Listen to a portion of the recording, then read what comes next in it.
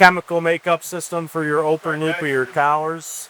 You're going to have an HOH owner's training, I would imagine. Well, that's your chemical feed system for your open collars right here.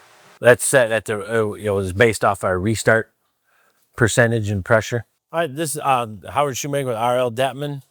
We rep the Technoforce eMT booster package. There's one on 9, 24, and I don't know what other floor. I know there's 3 of them. This is a triplex variable speed booster package for the domestic water. This has a tank above us, the floor above, that's fed from the basement, and then gravity fed into the suction header of the package to the pumps, goes through and then through PRVs to the various floors where they need water. Our suction is on the screen. Here we have our suction pressure is reading 7. Our set point is 100. We have the pumps off right now, so it doesn't run. And as you can see with the square box around the pump on the screen represents that the pumps are ready to go. The circle with the line is that the pumps are not running. If we were to start it up, we would hit the start button. Then it would start, and then what it does is if a pump's running on there, in the pump, the circle goes away and it shows a graphic that the pump is turning, moving water. Our set point, discharge pressure up here to the right or to the left shows what the system pressure is compared to the set point. And if there's any alarms that come up, they'll come up in this white box in the lower left, show what it is. And then there'll be, depending on, to reset it, there's a button that's highlights on the screen, touch screen, to turn that or to clear that. Or we can look at alarm history by hitting the tab. Here we have none. So then we hit the top, go back to the booster. If pump, every 24 hours, the pumps are set up to cycle to have a lead pump compared to, then the other 2 are lag.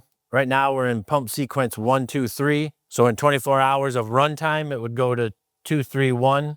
That can be changed if you want to turn one off. You hit the alternate button, comes up and asks to confirm it. You click yes, it brings on a second pump, brings them up to match the speed, shuts the previous one off.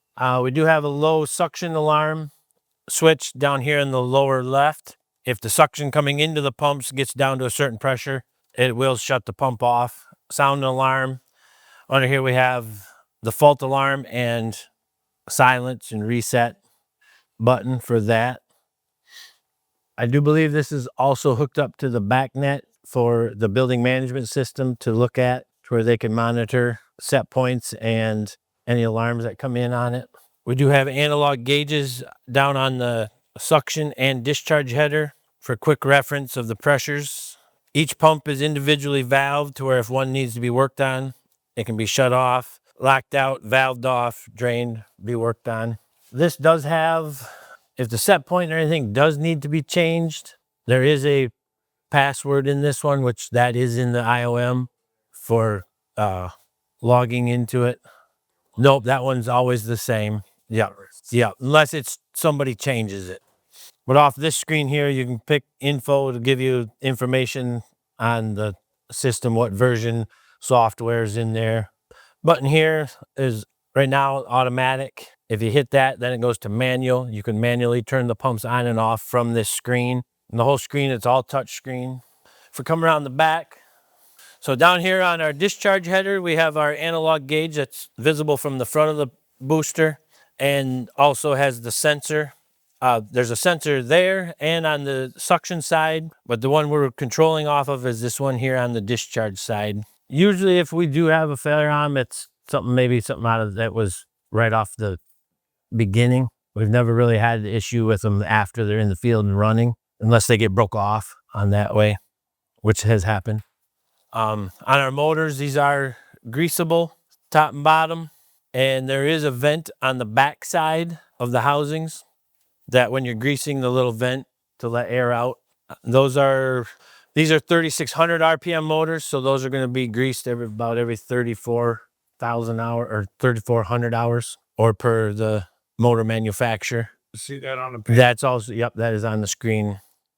The only thing we've had issues or have seen is If somebody does happen to work on putting a new seal kit in and does not get the pump stack adjusted right, in the book that's inside the control panel is a little plastic clip that comes with the package and from the pump manufacturer.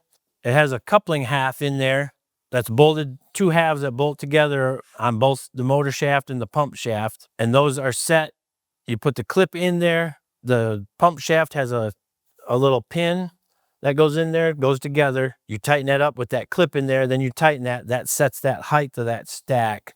And if you do replace the seal, they're on, right down here is a vent.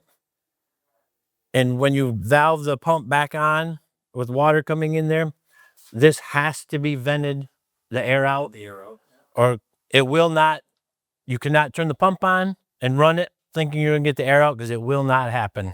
You have to bleed it out there. And the seal kit is under here, behind this cover with 4 bolts.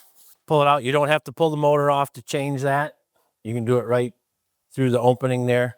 This line here is, it's a drain line, it gets piped to drain. And these devices are temperature. If the pump happens to run up to a certain pumping, it's not pump, or it's deadheading, it would hit a certain, the pump will create heat and gets to a certain temperature that these are set at, and they'll go open, and then basically it dumps water to drain to cool that back down to not damage the pump. And that's one thing too, is to check that, to not deadhead these pumps, because it will, that's one thing we find that will damage them prematurely, is if they're deadheaded. And then this also has a feature, if no water usage in the building, and it notices, it'll come up, run for a certain predetermined time, and then it goes into no flow shutdown, they call it. And you'll see on the screen, it'll be like flashing on there. It says no flow shutdown. Then as soon as somebody uses water, the pressure drops, then the pump starts back up to bring the pressure up. So depending on building usage, where it serves, like middle of the night and things like that, you'll get, it'll, you know, more than likely it could shut down, save energy. And then it comes in, we have our expansion tank that's pre-charged to our restart pressure.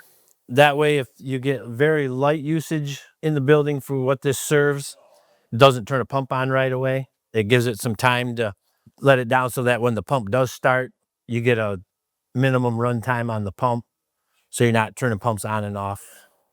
Like I said, I know there's 3, there's 9, 24, and then I want to say 42 maybe? 48. I thought he said 48. 48, something like that. Like this particular one goes up, and there's a tank up above it.